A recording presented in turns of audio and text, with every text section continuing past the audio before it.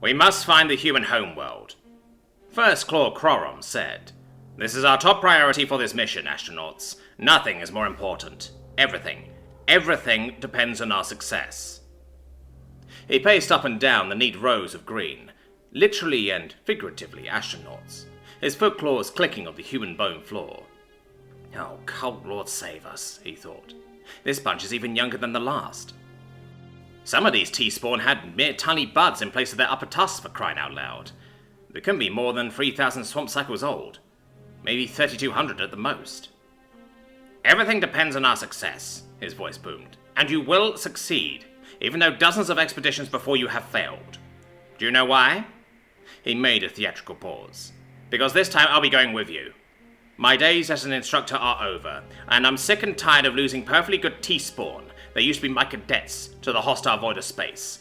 This time I'll make sure, personally, that the job is done right. For the glory of our Cult Lords. For the glory of the Cult Lords, the bunch echoed loudly. Now. He stopped his pacing, and stared at a young, wart-faced, third-class Tusk, whose eye stalks trembled in fear.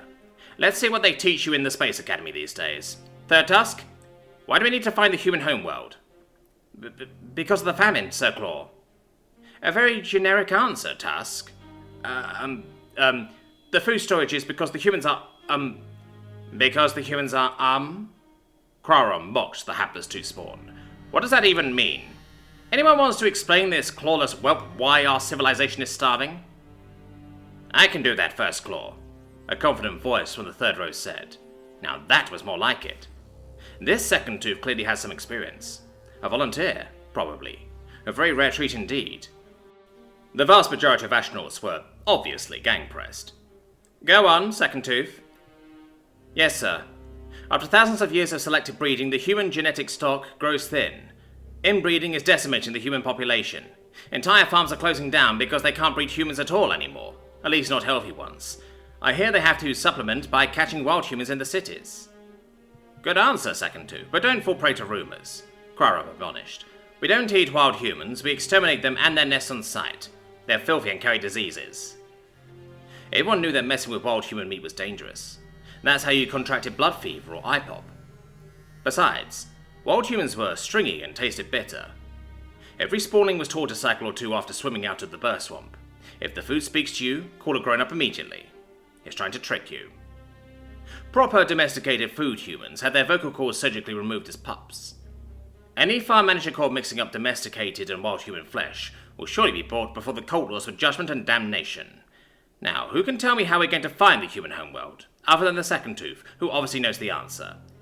Sir, a young first Tusk carefully ventured. I can try if you permit. Go ahead, Tusk. Eternal praise and gratitude to you, Sir Claw. The two-spawn bowed and scraped. When I was but a spawnling, my broodmother always said that humans came to the world thousands of years ago on spaceships of their own, as hard as it is to believe, in an ancient era before they became our almost exclusive food source. These spaceships, so he said, were preserved in the deepest catacombs of the Black Palace. When the Cult Lords led us to the technological revolution, the newly minted Silicon Masters examined the ancient wrecks and managed to retrieve very partial and corrupted data on the location of the human homeworld. That was about 2,000 swamp cycles ago. That is all correct. Good job, First Tusk. At least some of you have a bit of brains before your auditory spines. Now, let me tell you why this mission is so important. You already know that the famine has devastated many broods for many years, and swamp cycles now. The inbred humans are hopeless. The Cult Lords have degreed many experiments, but so far none have succeeded. Gene therapy didn't work. Wild humans are of the same genetic stock, so breeding them with domesticated humans hadn't worked either. Experiments with vat-grown human meat are going too slowly to save us in time, and it removes the thrill of the kill, so many would say it's worse than dying off in any case. The astronauts nodded their eye stalks grimly. They knew all about that. They got used to frozen human meat as part of their training. Live humans weren't permitted on spaceships because the life support systems would get overstressed. But if we find the human homeworld, the source of the plentiful, tender, fatty meat that had allowed our ancestors to stop relying on hunting wild beasts and ensured our great civilization, led by the great and unfallible Cult Lords, could expand.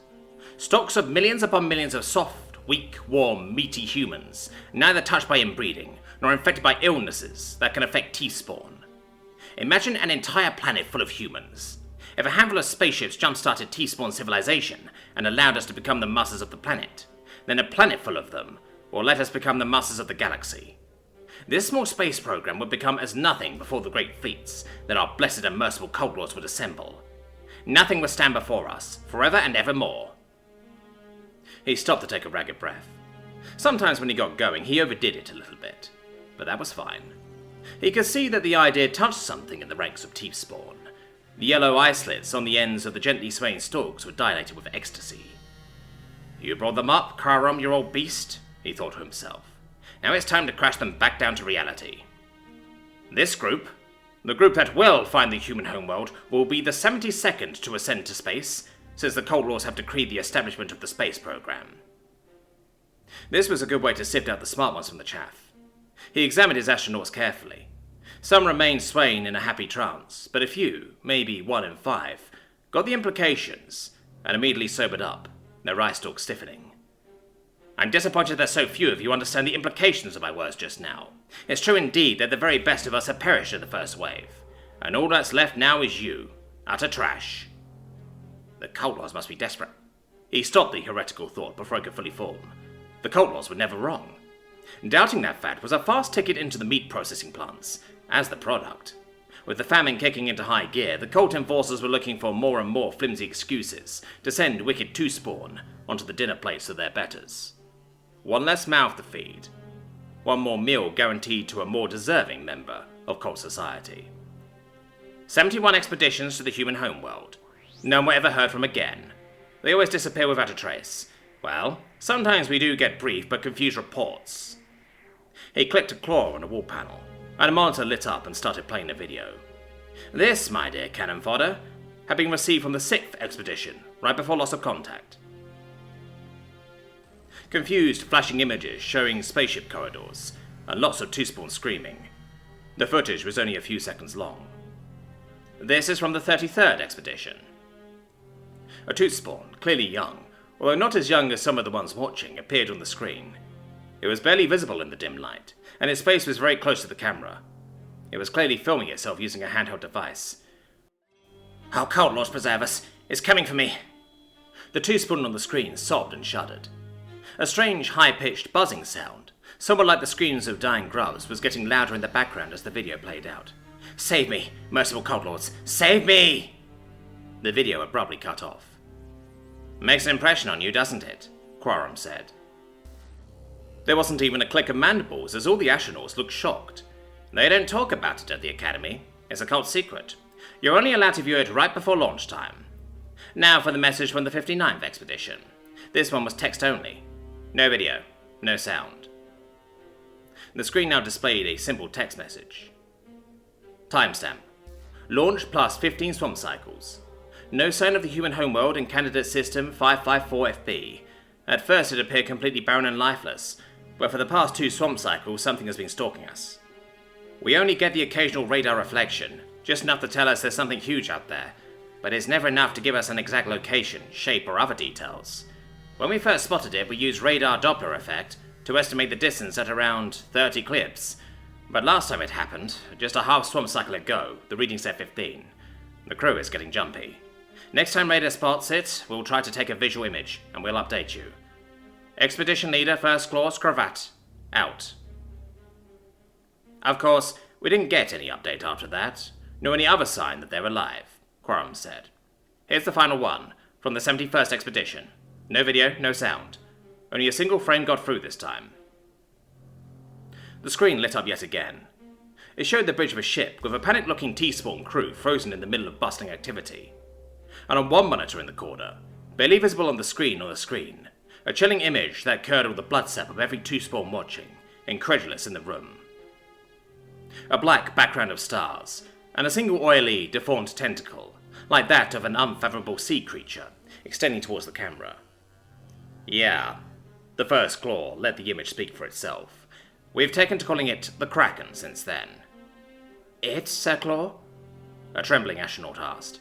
Yes, Third Tusk. It, the alien, the monster, the Kraken. The malevolent, slimy tentacle thing that hunts our kind in the eternal night. We don't know if it's just one or if it's an entire alien race, All we know is that the Cult Lords, blessed be their holy mandibles, invested tremendous efforts and resources into this space program. And so far this mysterious enemy has made it all go to waste. Well, no more, I say, brave Teeth Spawn. We'll put an end to the failure and disgrace of the space program today. The ship we'll be crewing is the most advanced we produce yet. Its communication systems the most sophisticated. Its weapons the most potent. And me, the expedition leader, the most experienced out of them all. I swear in the Cult Lord's name that we'll defeat the Kraken, and find the human source food our grubs and spawlings are waiting for. The other Teeth Spawn applauded loudly by clicking their teeth and mandibles together. They boarded the ship, took their positions, and launched shortly thereafter. Hey, Monroe, wake the hell up! Bill tossed the stub of his cigar at Monroe's head, and immediately lit up a new one. Even though he was on his third lung transplant, he didn't want to quit smoking cigars. He enjoyed every minute of it. So what if some people found it disgusting? They'll cope. So what if regulations didn't allow smoking on the job or on a spaceship? His superiors would never know. So what if it gave you cancer? Modern medicine could handle that easily. Every problem had a reasonable solution. What? What? Who? Monroe jerked awake. Wake up, we have a scanner hit. I turned stealth mode on already. Do your job and identify it. You don't have to be an a-hole about it, Bill, Monroe said, putting his seat in an upward position and swiveling towards the sensor console. We've been patrolling this butt end of nowhere for almost a week. Don't you tell me to knock it off when we finally find something interesting to do. So, what about that ship? Nah, Monroe said. It's the flesh-eating bastards. A few years ago, a freighter had stumbled on a primitive spaceship from some yet undiscovered alien race. The ship tried to attack without provocation, so the freighter's fighter escort blew it up. They later brought what remains they could gather to Tau Ceti, where Navy analysts tried to gather as much information about this new and seemingly aggressive alien species as they could. That's when they discovered the remains of unmistakably human flesh. It was stored sliced up in a cool container that survived the blast. At first, the mystery had baffled the experts, and the media couldn't stop talking about it for months. Eventually, some historian had dug up an ancient archive from the pre-FTL spaceflight era and found out an independent, privately owned generation ship had set on a journey towards that general region of space and wasn't heard from since. Now it appeared that its fate was self-explanatory. Human patrols have encountered many of the alien ships since then and had orders to blow them up on sight. Well, that and a certain other order. Scanners show us a bit better armed this time, but I don't see anything that can get through our shields. Are we boarding? Monroe nodded towards the power armor hanging on the far wall of the cabin, the huge servo motors on its shoulders glistening with fresh oil. Or do you want me to just blow them up? Blow them up. Got it. Ready to activate jamming when we get in range. The patrol ship Haymaker turned towards its quarry, its plasma gun ports glistening menacingly in the faint sunlight. As it swung around, the light illuminated the painting on the side that identified it as part of the 11th Xenos Busters fleet. It was a cartoon alien, with a huge toothy maw, a single red eye, and slimy tentacles waving around it, with a red crosshair painted over it. Oh, Monroe? Try to fix this vector before you destroy it, Bill said. We need to trace its origin. Orders.